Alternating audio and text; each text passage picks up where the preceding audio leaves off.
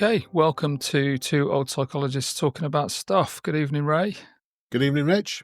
How are you this fine evening? I'm very well, enjoying a little bit of late sunshine angling in through the window, which is a pleasant change from this time of day being pitch black, which it would have been ever so recently. And yourself? Yeah, same actually. Yeah, we do this thing, don't we, in the UK? I don't know. I don't even know if they do it in other countries, but changing the clocks. So the clocks go forward, you get a bit more daylight in the evening, and I love that. I love that. It makes a real Yeah. difference to my mood and my attitude to being outside and all sorts. Well, I think they change it in different days in different countries, don't they? Like we're chatting with people overseas, we have to be really careful that when we say, oh, same time next month, that like in Canada, they change a week before we do. I actually was late for a call because of that recently. Yeah, I completely lose the plot with that kind of stuff. I've got two real blind spots, I think, in my intellect. One is currency conversion, and the other one is time conversion. I go to pieces, regard to any of that kind of stuff. So, what's been going on in your world then, aside from the days lengthening? What else have you noticed? Well, one of the things I've noticed is I've been away teaching a little bit, and it's again it's going to make me sound like a great jet setter, but very unusually for me. Been away overseas twice, quite close together, both times to Italy. Fantastic time. Teaching went well. Very well looked after by the people who were hosting me. And what I noticed, amongst many things, was the level of pride that people had in the cuisine.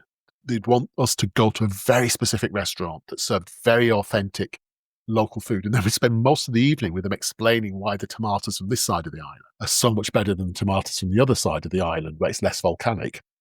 But there's something about that engagement with, quite traditional, actually quite simple local cooking that wasn't really a part of my growing up in this country.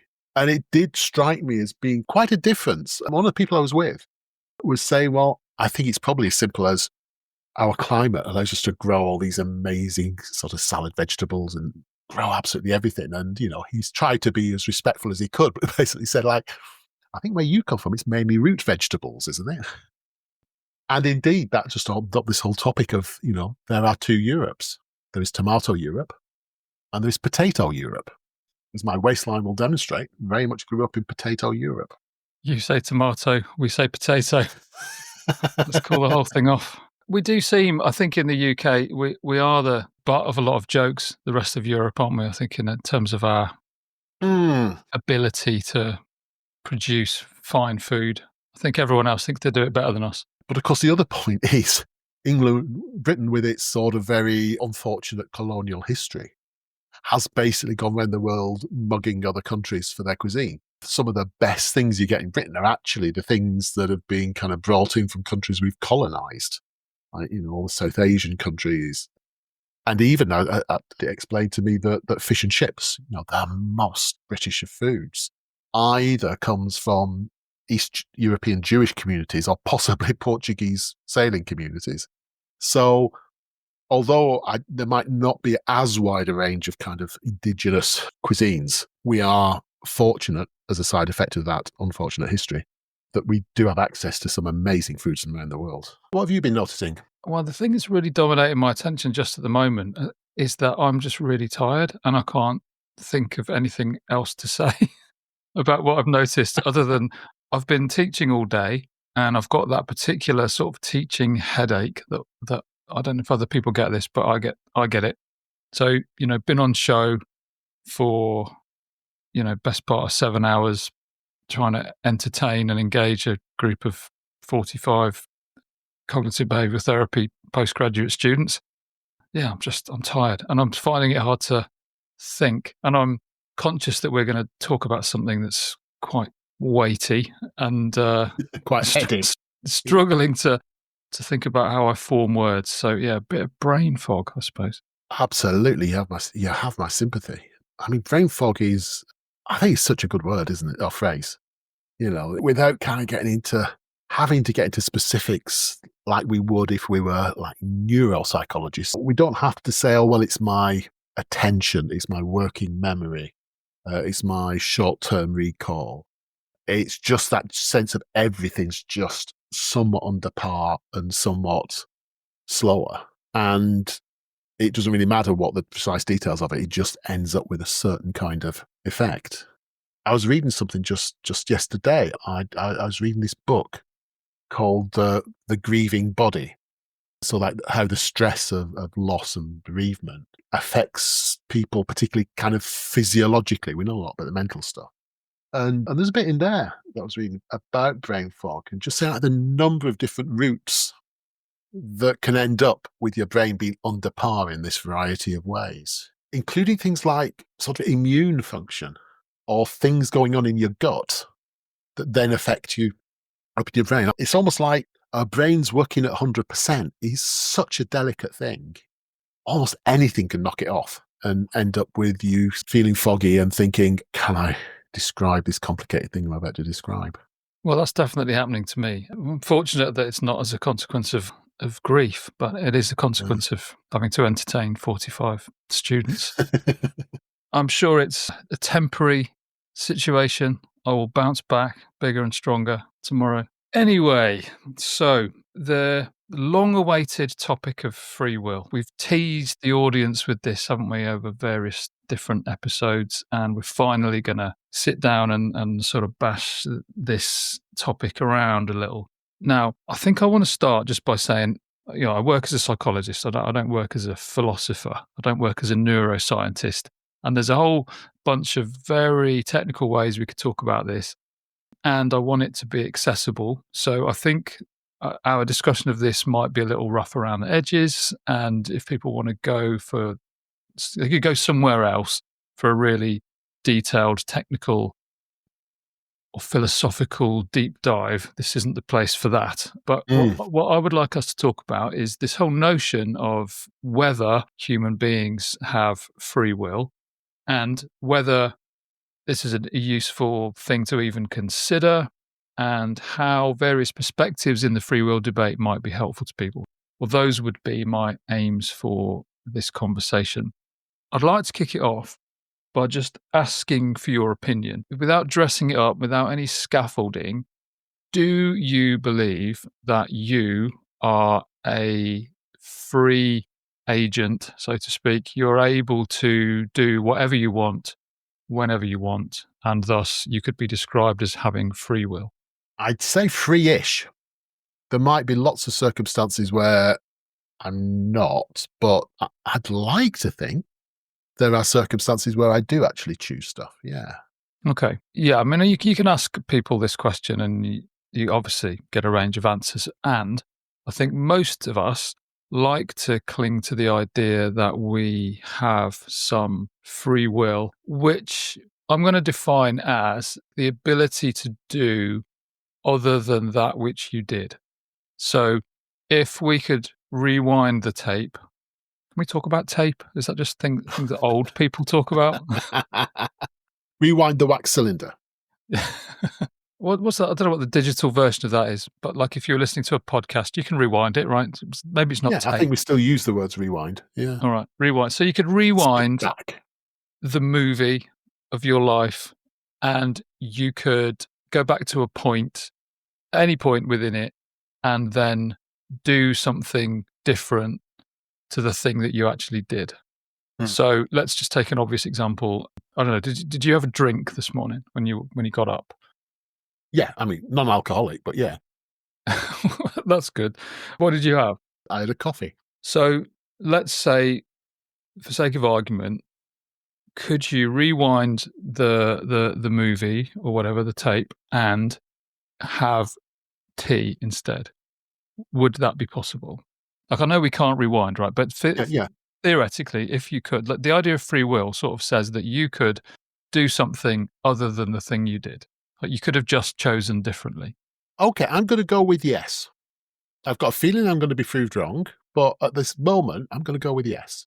And well, I don't think it's about proving you wrong, because I think that's what most of us like to think, right? We like to think that we are sort of in charge of our destinies. We are captains of our own ships. We are running the show, that kind of thing. Intuitively, it feels like we are calling the shots. And I think most people feel that that's what's happening. And I think it's widely accepted in terms of the way ethics, morals, policies are sort of drawn up, that that is the case. So Mhm. if someone has committed a crime, then they could have not committed the crime, right? And because they did, we would seek to punish them for having made a bad decision. Yeah, absolutely. I mean, you and I have both been involved with this idea of capacity assessments. So the idea of, does a person have the mental capacity to make a choice, to understand and hold information in mind, weigh the factors in the balance and make a choice? So I guess it's embedded even in that kind of legal language. Yeah, and I think those kinds of assessments are about trying to discriminate between someone who is freely able to make a choice and people that might not be, by virtue of some kind of Uh, disability, impairment, etc. Impairment of mind or brain. Yeah. What are the factors that have come together to lead you to that conclusion?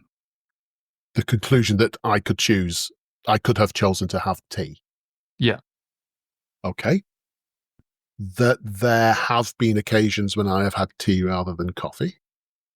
That I know some of the things that might make me prefer tea to coffee sometimes. So I guess putting those two things together certainly makes it feel like there is some choice in the matter, even within a habit of typically having coffee. Okay. And I think that's kind of how this whole thing shows up for most people. It's a sense of freedom. Here's a bunch of inputs, a bunch of influences, a bunch of choices in front of me, and I am free to make those choices. And I could choose this or I could choose that. It gives rise to a sense of freedom. So I'm going to just briefly lay out. I'm going to do a deep dive into this, but just briefly kind of lay out the basics of this argument. So there's a few different philosophical positions here. So one is largely described by the term libertarianism, which is the idea that free will exists. And so we define free will as the ability to do otherwise than any laws of the universe would predict. So if I turned right, I could have turned left. And so, the laws of the universe are made, be they sort of physics, or if you have a more of a kind of spiritual idea, that, God's will or whatever. But you can, as an individual agent, you can do something other than the universe would predict because you are a kind of free agent. And that's a libertarian position. Free will exists, we're free agents, and we originate our actions. The sort of opposite view is usually described as determinism, which is the idea that free will doesn't exist. Everything is just determined by cause and effect, and how we behave is determined by some kind of combination of our biological inheritance and our learning history. So it's kind of like the universe has conspired in such a way that you were always going to have a cup of coffee this morning, and there was no situation in which you could have chosen any differently. That you were always going to drink that coffee. You with that so far? Does Hmm. anything need clarifying there? No, I'm hanging in there. Okay. There is a third position, which is compatibilism, which kind of suggests that free will and determinism are compatible. So that there are lots and lots of influences on the world, and there are lots of influences upon us, whether that's physics or whatever, that determine how things go, but that we are one of those influences. So we are kind of free agents. So everything's determined by cause and effect, but we are one of the causal agents. So we can sort of step in and at a moment's notice, we can kind of change stuff. So I Right. don't get into the distinctions between those because it gets very complicated. But broadly speaking, there's this sort of libertarian position, free will exists, determinist position, free will doesn't really exist. And then there's this sort of in between position that suggests, well, maybe elements of both of these things are possible and they're not incompatible. So why is this important? I guess why? So I mean, I'm going to own up to being quite obsessed with this, and I suppose spent a lot of time thinking about it, done a lot of reading, um, Yeah, and I spend a lot of time in this kind of space considering this whole thing. And I've come down, I think, on a more determinist position that free will, in the sense that people feel like they have it, is something of an illusion. And we can't really choose things in quite the way that we think we can. So I'm going to try and lay that out really and then ask you to respond to it if that's okay. Yeah, yeah, definitely. I also would feel like I need to say at this point that it's quite a disturbing notion, and lots of people really struggle with this and they get kind of quite upset at the idea or even the mere suggestion that free will doesn't exist because it feels like it just challenges everything that it kind of feels to be a human being. Um, Well, hearing you say, just in terms of an initial response, does kind of feel like, well, if that's true, then kind of what's the point? I'm a clockwork monkey. And yeah, what's the point of trying to do anything if you can't actually do anything other than what you're always going to do? yeah, and a lot of people sort of they look at that dark sort of chasm and think, "I want no part of that. Thanks very much," and they turn on their Mm. heel and walk away at that point. I'm going to ask you another question. So, why do you think you do things? Like, what are the influences on your behaviour? Well, I guess I suppose my training and my studies and everything tend to tell me that it's some combination, a little like you said before, of my genes, my physical makeup, my biology, my history, all the things I've learned, observed, noticed, all the rules I've formed in my life, and then the current context that we're in, the situation I find myself in. In any moment, it's some combination of those three things. Probably the genes least, actually, but they're there. But some combination of learning, history, and current context shapes my behavior, including shapes my choices. And do you feel like you're free because you're doing what you want to do? I am completely accepting the fact that I'm sort of on autopilot most of the time. Okay. However, it feels like I can go into a kind of control mode. I can, for instance, where do I want to go on holiday this year? That feels like a choice. It might be constrained, particularly in the present world, but it just feel like a choice rather than it's just happened to come out of my mouth. Okay. And that will be influenced both by my physiological aversion to very, very hot climates, my history of what I've enjoyed and not enjoyed, and my context of what's a feasible kind of holiday to afford and to physically manage at the moment. Okay. I'm going to give you a quote and maybe ask you to sort of respond. So, this is a quote from a guy called Robert Sapolsky, who I think I've talked about before on the podcast. So, he's written a book called Determined. We'll put a link in the show notes because if you're really into this subject, this is a fantastic deep dive. So, here's the quote: "Show me a person who has just produced a behavior and show me that the exact same thing would have happened if everything about that person's history was different. So show me that that person has somehow acted free of their history, and then I would be convinced of the existence of free will." I mean, that's creating a test for the idea. So I'm trying to think how that would apply to the situation we've just said. What if we go back to your drinking coffee this morning? Yeah. So let's say you were born to different parents, or maybe born to the same parents, but in a different sort of socioeconomic setup, different era. Maybe, your life was different in a number of different ways. Mm. The idea here is that maybe you wouldn't have chosen the coffee this morning. You can only choose coffee because perhaps you were introduced to the idea of coffee or it became a habit at some Yeah, point. Is that fair? absolutely. My past could have been different such that it led to a different kind of behavior pattern now. I remember coffee arriving as a drink in our. I know coffee's been a part of our culture for hundreds and hundreds of years. It wasn't part of my cultural background. We were an entirely tea drinking family. So coffee was this exotic thing that was introduced. So, I can see the past which I ended up a coffee drinker and preferring coffee in the mornings. But I can also imagine having come through a different route like my Italian friends, who would be horrified at the idea of drinking tea in the morning. So a very different background could have led to the same behaviour. The other thing that's perhaps the bigger issue here is that I'm guessing you like coffee, right? It has appetitive functions for you. You just Mm, enjoy it. yeah. And so here's the question. Do you think you are free to not enjoy it? Could you decide, I don't like coffee? No, I don't think that's necessarily a choice that I would have. I choose to do things to myself. I could sort of start putting things that made me feel sick in my coffee and put myself off coffee forever, I guess. I don't think I could just sit down and think, henceforth, I don't want to like coffee. Unless, of course, I became convinced, and I've heard some people argue this, that growing and harvesting coffee is destroying the planet. And I might get then to the point of thinking, although I enjoy the taste of coffee, if I look at this coffee now and I choose, well, apparently choose, to think about the rainforest and think about all the creatures that are dying for me to have this, it might make me feel a bit sick. Maybe, but I haven't done that. And if it did, that wouldn't be something you could choose either, right? If somebody came up with a really powerful ecological argument that made you think, actually, wow, this coffee drinking business is really bad. I mean, to use my words quite carefully there, like it made you think that.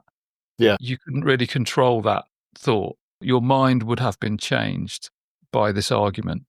It's not like Yeah. you have changed your mind, that your No. mind has been changed for you by the argument that's been presented.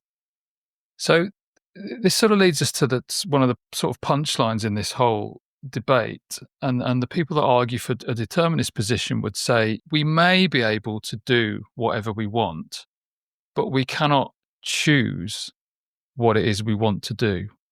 So we might be free to act on our desires, but we can't control our desires. And so the kind of freedom that people think they have, lots of people would argue that doesn't really exist, because where is the freedom in just acting on your desires if you can't control your desires? It's kind of more accurate to say that they control us. As just to use that example, we might change our minds based on a reasoned argument, but it's really the reason that's convinced us rather than the other way around. Yeah. So I think people feel like, well, I feel free because I can make all these choices. But actually the influences on the choices seem to kind of arise out of the darkness. If we swapped our lives for somebody else's, experience for experience, atom for atom, gene for gene, we would behave completely differently. We would do what they were doing. It's kind of like, it irritates me when people say, well, if I were you, I'd do this. So what? No, you wouldn't. If you were me with my history, you'd do what I'm doing. So Yeah. don't give me that. So there's one sense in which we might be able to sort of see people as almost being like the victims of their desires or upbringing or genes, rather than the authors of those desires. Does that make sense? It makes sense. I'm just going quiet because I'm thinking about it. So we would have no control over the inputs, the learning, the thoughts, the context, therefore the thoughts. And so although we may have choice over what we do with our hands and our feet, what we want to choose isn't really ours to control. Is that kind of what you're Yeah, saying? absolutely. Yeah, that's the argument. I'm going to give you a bit of a rundown of a few findings from psychological research in this area. So this is I've borrowed most of this stuff from a guy called David Eagleman, who's written a really great book called The Brain, which I, again, will put a link in the show notes. But this is just a sample of the kind of psychological research in this area. So I'm just going to reel these off, and then you can come back to me about what you think about them. So a bunch of different studies. So one, lap dancers earn twice as much in tips when they're ovulating compared to when they're menstruating. People negotiate harder when they're sitting in a hard chair. People rate others as more warm when asked to make those ratings in a warm environment. People make more negative judgments about others if they are doing so in a foul-smelling environment. Judges have been found to give more lenient sentences after they've eaten, and the longer the time that passes after their last meal, the sentences they hand out get progressively harsher. So, quick tip if you're ever in Yeah. court, first thing in the morning, please. You don't know why you find some people attractive. You can't really say what it is that attracts you to people or not, or why certain things, certain attributes are attractive. They just kind of are. Attached to that, it's been noted that men make more risky and less moral decisions when they're sexually aroused. People behave more honestly in the presence of a mirror. And people can be more kind of physiologically aroused with their performance facilitated by a crowd, or they can be more physiologically aroused and their performance inhibited by a crowd. So if we give the example of, like in the first example, people can be facilitated by a crowd. So the world record breaking times in the 100 meters they usually happen in the final of the Olympics. Yeah. They don't happen sort of on the practice track, in Birmingham on a Tuesday evening. And people can get really paralyzed by the presence of a crowd, so like public speaking anxiety. Yeah. And we have no control over which way that goes. So some people will be facilitated, some people will be inhibited, and it's a bit of a toss of a coin as to which way that goes. So so there's a bunch, there's more sort of more where that came from, but there's a bunch of bits of psychological research that suggests that people's behavior is being driven by a whole bunch of, I don't want to say unconscious, but influences that are under the radar and that we know nothing about. Yeah. And that's quite a big range, isn't it, there? And some of them arguably fairly clear physiological inputs around hungry judges, ovulating pole dancers, but some of them more purely just the stuff that's going on around folk.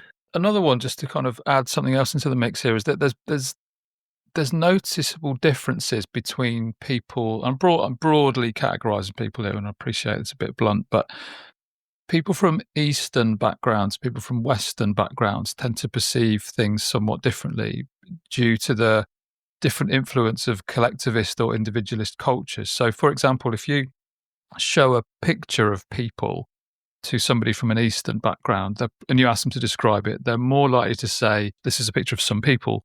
Whereas some people from a more Western background are more likely to say, there's a picture of a person and they're surrounded by some other people. Okay, that's interesting. So the point, just to build on the point you were making there, is that some of the influences on our behavior are really obvious and really close. So, going back to what you were saying about brain fog, like I'm feeling tired right now because I've been teaching all day, and that's quite a heavy cognitive demand, and that's obvious. And I think it's probably fair to say I didn't fuel myself very well in terms of food today because I was quite busy. So there's an obvious sort of close determinant of my behavior. But the fascinating thing here is that we're also saying that there are determinants of behavior that go back thousands of years, way back into your cultural heritage. And, I'm always kind of fascinated by that a lot of what we believe is just an accident. Just take me, I've talked before on the podcast about having quite a scientific orientation to life. I would not have had that if I was born 500 years ago. Or I might not have had that if I was born now, but I was born in a completely different country. So the freedom that you think you have is very determined by the circumstances of your biology and your history, and also, more recent events, some of which you have some input over, but many of which you don't. Can I just do a little thought experiment? So I'm going to give you a free choice, or I'm going to give you the freest choice you've ever had. You ready? Think of a movie. Okay. Yep. Was it Blade Runner? It is not. Could easily have been. Yeah. Could easily have been. I want you to reflect on the process of thinking about it. Right. Can you tell me what happened? So I made some sounds with my face, which broadly went along the lines of think of a movie. What happened? I guess I understood what the task I'd been set was. I wanted to do it to be helpful for the purpose of investigating this, to make it a good podcast for you as a friend. And then I panicked because I'm very, very bad at choosing things. And I noticed, I am aware that, oh no, this is the kind of thing I'm very bad at. How can I possibly choose just one movie? And then I thought, I was doing this the other day. for a thing called Letterboxd, which is a sort of movie review site, and there's a kind of like a game running which is choose just 4 movies. So I thought, I'll think of one of those, and so I chose one of those. Okay. And the choice of the 4 movies, were you driving that particular bus, or did one of them just sort of pop in, or what happened? Which of the 4? Yeah. One of them just popped in my head. If we could go back over that, I mean, you gave a very long psychology type answer to that, which I'd expect no less of you. It is all I have available. I'm sorry. I mean, did you sort of decide to think, "Oh, right, I know how I'm gonna go about this. I'm gonna think about that letterbox thing, then I'm gonna panic, and then I'm gonna think of 4 things, and then I'm gonna pick one of those." Not consciously, no. I No, didn't go that much through. I just didn't go through that carefully. just happened. It happened. Those things, it feels like all those things kind of blew through my mind, and I end up with an image Yeah, in my head. yeah, and then one of the movies kind of presented itself to you, and Yeah. you picked that one. Yeah. Mm. I mean, where's the freedom in any of that? I may as well have just put a flashcard up and say, "Pick this one," for all Yeah. for all the choice you had. Do you know what I mean? Well, here's the thing, like, I badged it as this free choice, but you're not free to think of films you've never heard of. Sure. Um, Yeah. Absolutely. you're not free to think of films you have heard of but have just forgotten about. Yep. So, yes, we could say in some sense you're free to choose a film, but the range of films that you can choose from are very much limited by your learning history, your Yeah. life history, which is in turn limited by the circumstances of your upbringing. And, perhaps you were in a family that was interested in movies, or perhaps they weren't, or you met someone along the way in your life that inspired you to get an interest in movies. Like a whole bunch of just random things. Um, Yeah. and maybe the type of movies that you like might be influenced by your gender, your age, Mm. um, the kind of things that you just find yourself being interested in, which orientation or Mm. IQ or emotional intelligence. There's a whole bunch of things that are very fundamental to us that are just, they're Yeah. not of our choosing, but they all come together to produce these kind of urges and influences that just sort of arise out of the darkness. One of the best metaphors I've heard about this is that consciousness, this witness at the end of all of that, this part of you that goes, all right, yeah, that movie, that's what I'm going to Yeah. pick. It's like the Speaker of the House of Commons. So it's there, but it's not involved in the vote. So Speaker of the House of Commons. So if there's a vote, Mm. the Speaker could give you a really good story about why the vote went the way it did. Yeah. Because it was sort of there. It witnessed the voting, and it witnessed the result. But the Speaker is not involved in the vote. So the Speaker is not party to the individual thought processes of the MPs, maybe not party to the bits of dynamics that are going on within the parties and where they're voting. Right. And that it could give you a really good account of perhaps why the vote went the way it did.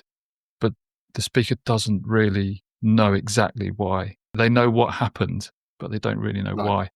This is so kind of a metaphor for conscious awareness, is that we are like the witness at the end of this whole stream of events.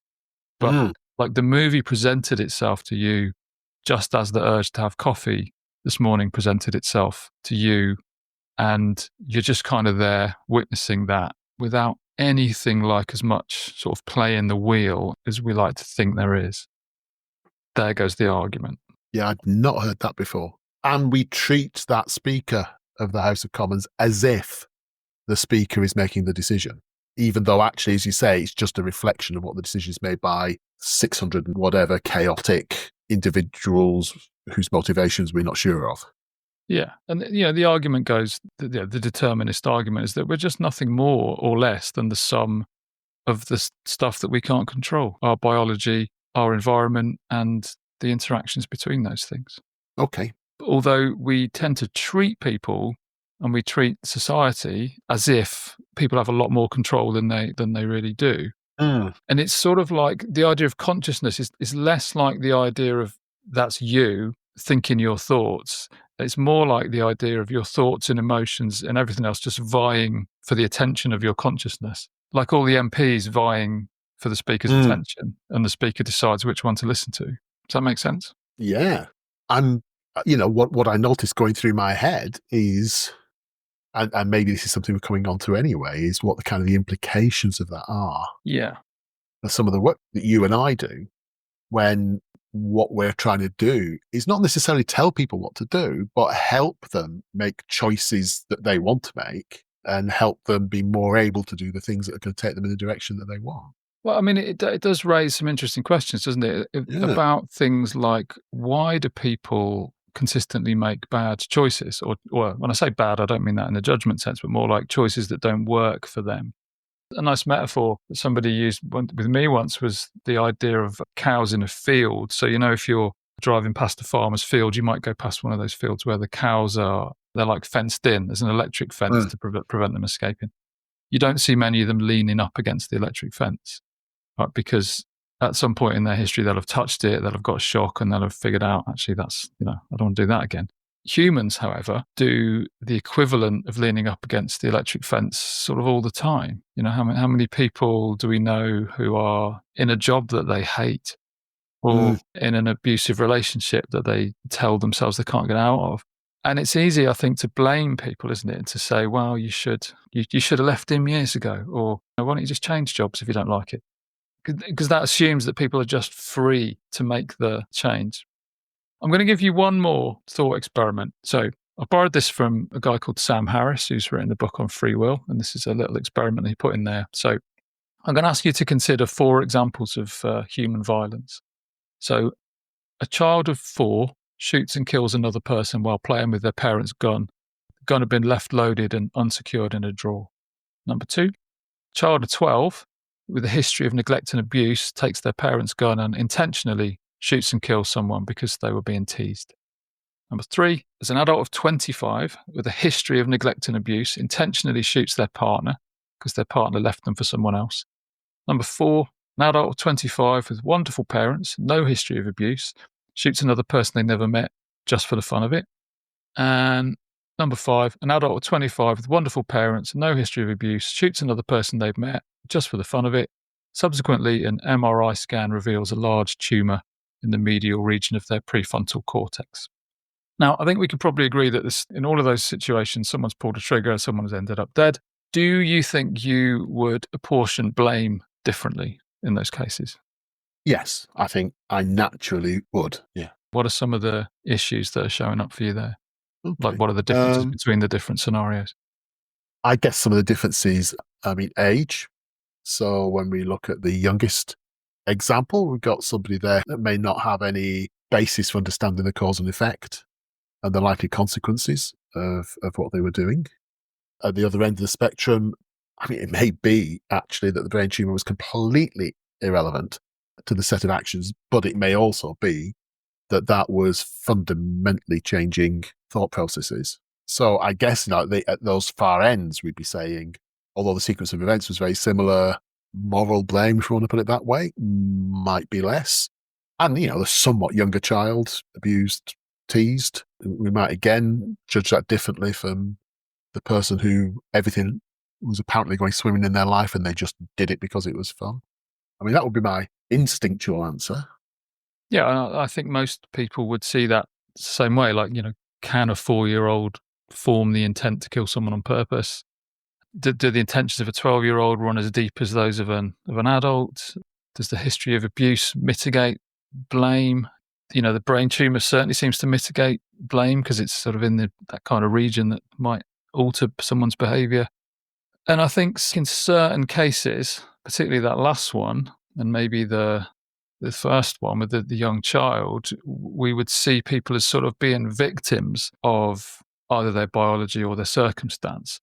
I guess the argument, just to sort of, put one last bit of underlining under this, is that isn't it always the way? Isn't this always the way? In every single case there, somebody winds up dead because of something that happened in the brain of another person. And in each case, the person is somewhat unlucky to have had the brain events that they have had. They've all got some combination of whatever you call it, bad genes, bad parenting, bad ideas, none of which they've chosen. And so there's a sense in which one of the reasons I think this is useful, and we'll come on to talk about this, is that maybe it leads us to a kinder view of people, that we perhaps don't see people as the authors of their behavior quite so much as maybe the victims of their desires. That's not to say, I mean, the first thing that always comes up here is that, well, what are you saying then? We should just let people run around killing people. Of course not. I think we can still act to prevent people from doing bad things. We don't blame the ocean for flooding coastal towns, but we still act to prevent it by installing flood defences. So I think, if people are going to go around shooting people, then we should probably detain them somehow. So I'm not absolving them completely. I think we need to do something about that. It's just that I think that people perhaps have less responsibility for their actions than we like to make out, and thus might it be better to be somewhat kinder and more compassionate to people and to think more carefully about the influences that have led them to a particular behaviour rather than just judging them and hating them for it. But of course, that's a lot simpler, isn't it? They're a bad sort. They're evil or they're bad, dangerous, whatever. It's a lot easier societally to attribute these things to, and therefore they should be punished for that reason. Then, okay, here are these multiple, many of them invisible threads that have led to this point. And when prevention has failed, it may well also be that removing the person temporarily or permanently from society is an appropriate societal response. And when we get into the heart of the stories of people that you and I have met, it's always more complicated than it looks at first, isn't it? Absolutely. Okay, so just maybe take a little bit of a pause here. There's a whole lot more where this came from. There's enough of this in the cupboard to last us till Christmas. But I'm going to stop there with all of the philosophy and science and persuasion. Yeah, where are you at with this? What are you thinking? I guess I'm thinking on the one hand, as you predicted at the beginning, there's simultaneously this is really interesting, and it feels like a bit of a whirlpool that you could get sucked into a sort of nihilism of, well, what's the point? I'm going to do what I'm going to do. You're trying to exercise and try and go to the gym and think, well, am I better doing this or am I better doing that? And kind of what's the point? Because I'm going to do what I'm going to do. So I have no agency in this. And if this way of looking at it is correct, it doesn't matter that I think that, actually, because thinking that was what I was going to do anyway. So, I might as well go and eat the pizza. And if I do end up eating the pizza, it's because I was going to eat the pizza anyway. I have no agency otherwise. So there's that little bit that's kind of, from a personal point of view, is kind of just a bit mind warping. I'm going to have to go away and lie down in a dark room and think about this. I think the thing that's more pressing, I don't think because I'm particularly work obsessed, but the context of talking to you as well as a friend who's like a work colleague kind of configures this, is, hang on, what does this mean for supporting people in a model of therapy that is saying sometimes, for very understandable reasons, exactly the kind of thing we're talking about, people have ended up reacting this way in this situation. When the emotional going gets tough, the only way they have found to respond to it is to hit the bottle or to avoid or to cut off. And trying to help the person see, might there be another path that would lead you to a more fulfilled life in that moment? Maybe there's another thing you can choose to do. There's that choice word again. Yeah, exactly. Like, it's really hard to talk about this stuff without using words like choice. So I think maybe we just have to kind of take that on the chin and recognize that we might be contradicting ourselves a little. So I think I see a lot of people who are really stuck with blame, either of themselves, like I should have behaved differently, or of other people, like they should have behaved differently. And it's sort of because I want things to have been different, they should have been different, and people just should have been able to make better choices. And then you're sort of free to condemn them because they didn't. So you beat yourself up forever about a bad decision that you made, and you desperately wish you'd made a better one. And if you are solidly sort of libertarian in your viewpoint, then that gives you free rein to give yourself a hard time for eternity, or give someone else a hard time for eternity. I think what I have started to do more of in therapy with people is to gently introduce a kind of this determinist perspective, which says perhaps there was a lot of other stuff going on that you or they weren't in control of, if we were to carve up a sort of responsibility pie, maybe you don't deserve as big a chunk of it as you're giving yourself. And perhaps you could give yourself a bit of a break for the fact that you sort of did what you were probably going to do, given, Mm. given the cards that life dealt you. And so perhaps you did the best you could at the time with the hand that you'd been dealt. And you're now here in therapy to kind of learn how to do a better best. Because I know the nihilism thing often kicks off with people, but it's not like we're set in stone forever, right? We can subject ourselves to a broader range of influences. We can learn how to do things better. If I look back at me as a 20-year-old, I think I made some poor choices that I wouldn't now make because I'm older and wiser. Mm. So I think we can learn and we can change and we're doing the best we can, but we can learn to do a better best. And so I think that's where I would come in on that. Mm. And if I were that person you were explaining this to, and I said, but from what you've just said, I can't choose what I do towards that better best because that's already predetermined too. This is where it gets really tricky. Yeah, and honestly, I don't have a really good comeback for you because I Sure. think it's really difficult. What would I say? Well, I can only say that rather than being really depressed and hopeless, I think my dive into this whole determinist world has actually made me quite liberated. Yeah. That the idea that I was doing the best I could, and I always do, and I think I sort of try and look myself in the eye and think I do the best I can in every situation. I can look back and think I made some mistakes and I made some bad decisions, and I perhaps wouldn't make those now, but I did what I could. Mm. And I think it enables me to be kinder to myself and kinder to other people and less dwelling on or ruminating over past mistakes.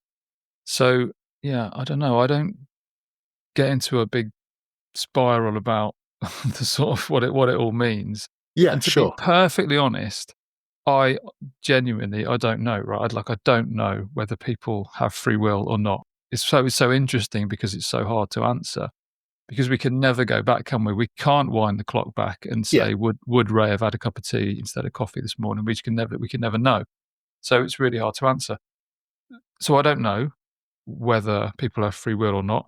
What I do know, and this is really speaking honestly now, is that my life is better when I assume that people are kind of doing the best they can given the hand that they were dealt in life. People aren't, for the most part, going out and being really difficult on purpose. I don't know, someone who I get wound up about, I don't know, in a supermarket or driving at a roundabout or something, they haven't woken up in the morning with the intention of making my life difficult. They're just sort of navigating life in the best way they know. And it's maybe not good enough. And I'm not going to spend a whole bunch of time stressing over it. I can sort of like Yeah. forgive them if that makes sense. Yeah, from other perspectives, yeah, we might very well say, yeah, they're doing the best that they can. I guess in this perspective, we're also saying they're doing the only thing they can. It's neither the best nor the worst. It's literally the only thing they could possibly have done under these circumstances. Yeah. I think this perspective gives you a little more freedom to perhaps access things like compassion, forgiveness, but also it gives you a little more access to things like boundary setting, I think. Because let's say there's someone in your life and they're behaving really badly and you've tried to change their sort of Mm. direction and you've not been able to. There's something about this that enables you to say, I know that you're kind of doing the best you can, and it's not good enough for me, right? Mm. So I'm the one that's going to have to make some change here. And if that involves, me deciding I can't have you in my life, then so be it. Well, I don't have to hate you for it. I don't have to waste loads of energy trying to change you. Yeah. Actually, I can sort of free myself from this. Okay. Because there's no point me sitting here thinking, if only you'd be different, Yeah. because actually that appears not to be an option on the table. Yeah, if you could be, then maybe you would be, but it seems like you can't be. And so I need to take responsibility for what I am going to do. Brene Brown, who's a very famous social worker, researcher, author, speaker, she speaks a lot about this kind of stuff. Like, she doesn't do the philosophical Mm. bits and pieces really, but she's quite big on this notion of, perhaps people are just doing the best they can, and maybe your life is better if you just assume that people are doing what they can with the hand that they've been dealt. She gives an example of a friend of hers who had a difficult relationship with alcohol. So I think it was a Thanksgiving party, and the friend comes around to her house, gets drunk, makes a bit of a scene. So next Thanksgiving comes around, Brene Brown takes her to one side and says, "Look, I love you. You're a dear friend of mine. I really want you to come to the party. And if you come, you can't drink because it's super awkward and I can't have that behavior around my kids. So that's the deal." And the friend's like, "Oh yeah, sure. Yeah, I'll tone it down. I won't have as many." And she's like, "No, I want you to come to the party. And the deal is, if you come, you just can't drink because I just cannot have that behavior around my kids." And the friend's like, "Well, you, I wouldn't come to your Thanksgiving party. It was the last party on earth."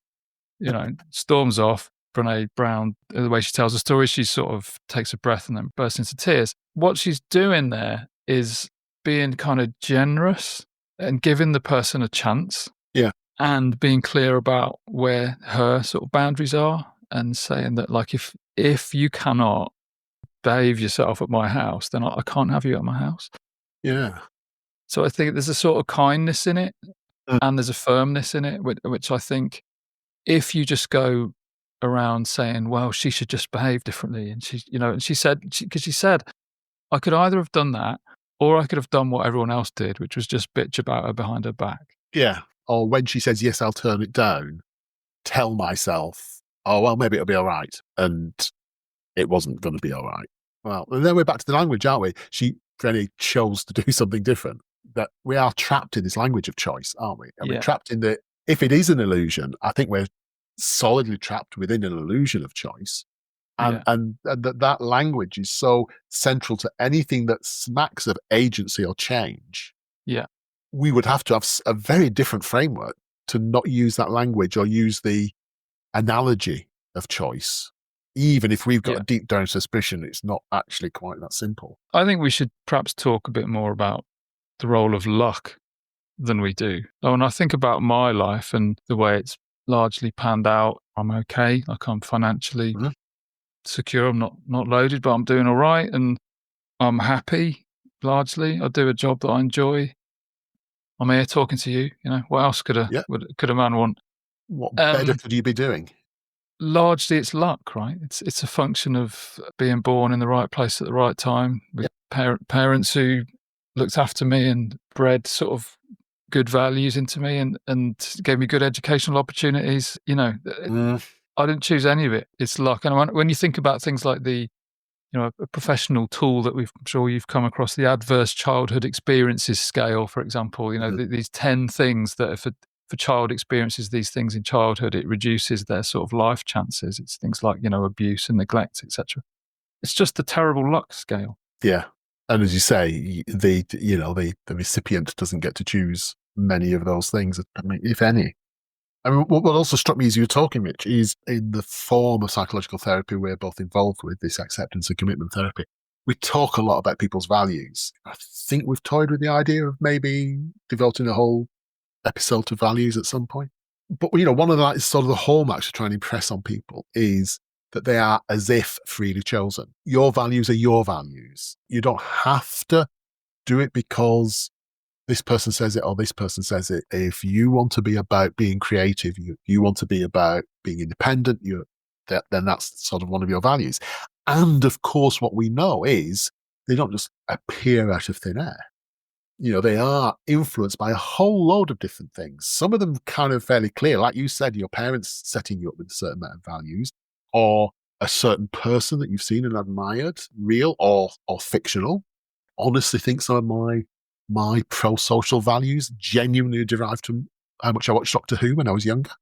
What would the Doctor do? So those are influences. And also, I think there was the really, really subtle things that we don't get to see as clearly. And the end results, we still want to say values are freely chosen in the sense of you don't have to have this value if you don't want to.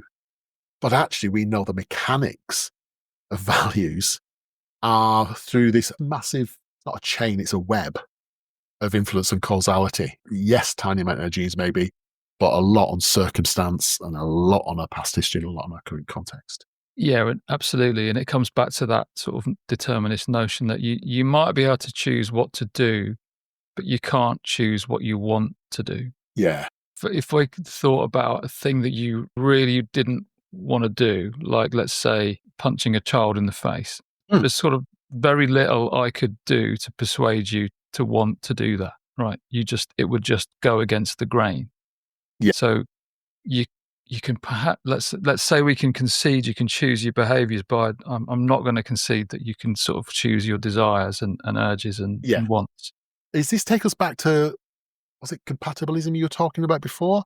That it Mm. doesn't necessarily have to be quite as black and white as there is zero free will, zero agency, or you have complete free will. It's that sort of there's a lot of stuff that we don't really get to choose. Probably we get to choose less than we think.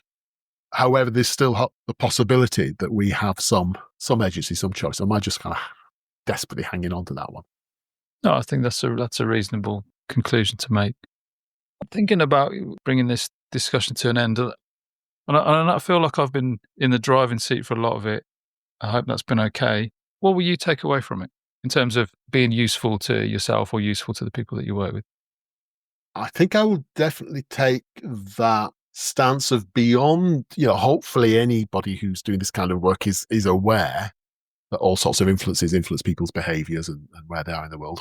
I don't think we have to see that as a new arrival point. However, going as far as that thought of maybe they're doing the best that they can, or maybe they're doing the only thing they could have done. And that doesn't mean that we just give in to social behavior, but actually kidding ourselves that it will be as simple as them choosing differently.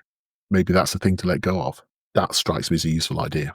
All right. Well, I hope that's been an interesting conversation, and Mm. yeah, I hope people listening will take something from it. And yeah, I guess if I were to choose one takeaway, I think it is that just giving people a bit more latitude, giving people, yourself included, that you might not have quite as much control over your behavior as you think you have. And it's subject to all sorts of influences that just seem to just kind of arise out of the darkness of your history. Perhaps it would enable people to be a little kinder and forgiving of themselves and others. Mm. That's a desirable outcome. Okay. And on a not unrelated note, I have a question for you. Oh, excellent. I look forward to these. Let's go and ask Ray, shall we? Okay. So if you're hearing this, it's because we decided that Ray's answer to the previous question was so bad. So we're giving him another crack of the whip. Alternative question is, what is one thing that you think is really overrated? One thing that's overrated is football. I've never got on with football. I know you love it dearly, Bitch. It's your favourite sport. But I've just never got it. And I'm a person who can watch a sport that lasts 5 days and ends in a draw. Yeah, there you go. End of a perfect friendship. Do you ever just sit alone at night with your head in your hands thinking, may God have mercy on my soul, but I am an imbecile? I have, but it's never been about my view on football. I can't believe that. You've shocked me. There you go. There you go. You see, you're capable of it at last. I mean, I know we've talked about this before, and this might be another episode about why do people get into stuff and Yeah. why do you follow certain things. I just can't. Yeah, Yeah. I can't understand people who don't like football. Yeah. I But it's just really think, weird, isn't it? I mean, it's anything that's like aesthetics or just personal taste. It's almost impossible to articulate any wise. And I've actually really tried, So every time there's a really big tournament, like a World Cup or something, I think, no, come on, I'm going to take this seriously. And I watch the occasional game, kind of quite enjoy it, and then I think, right, okay, lots of people I respect, self included, really love football. I will get into it. So I start watching Match of the Day. I choose a team to follow, and I just drift off in a way that I don't with some other objectively duller sports. And I can't work out why. this fits in brilliantly with our discussion about free will, doesn't it? Because there is all the evidence you need for a determinist perspective. You just can't like something that you don't like, right? Yeah, exactly. You are not in control of your love for football, right? It's either there or it's not. For me, it's there. For you, it's not. And there's no way in the world I could be persuaded out of my love of it. Sounds like there's no way in the world you could be persuaded to love something that you just don't find that engaging. And I think we're back to that thing that I often cite for how people get into particular forms of therapy. And it's the quote from Harry Potter: "The wand chooses the wizard." The wand chooses the wizard. Yeah. All right. Well, let's not fall out about it. I'm gonna lean into the determinism and just say that you can't help that terrible choice. Terrible personality shortcoming.